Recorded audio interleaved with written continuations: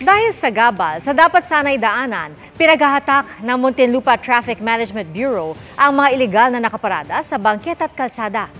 Walang takas maski sasakyan ng BJMP. At dyan tumutok si Chino Gasto.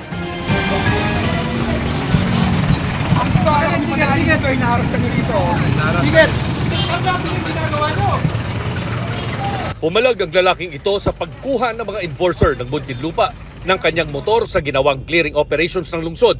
Pero ayon sa Muntinlupa Traffic Management Bureau, illegally parked daw kasi ang motor kaya ini-impound. Merong illegal parking na sasakyan, unattended, ibig sabihin wala pong driver na nakasakay. So yan po ay dapat po nating itow at i-impound. Natikitan din ang mga may-ari ng mga sasakyang ito na nakaharang sa sidewalk na pawang mga customer ng ilang establishmento. Dapat inayos lang po nung may-ari ng store na hindi naman po nakakasagabal sa sidewalk, sir. Kasi wala pong madaanan yung tao, sir. Lahat nasa kalsada na. Susobra rin yung kaya nga ginanyan niya kasi susobra rin doon. Nilagyan naman ng clamp ang gulong ng mga sasakyang inabutang walang driver.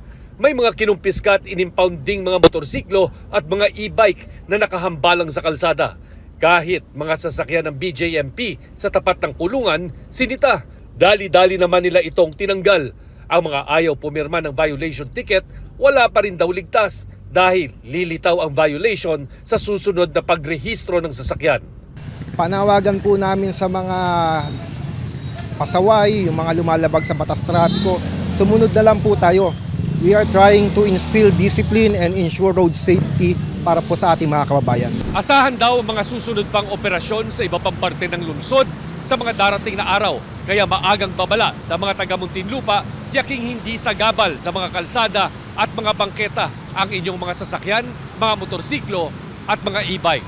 Para sa GMA Integrated News, Chino Gaston, nakatutok, 24 oras.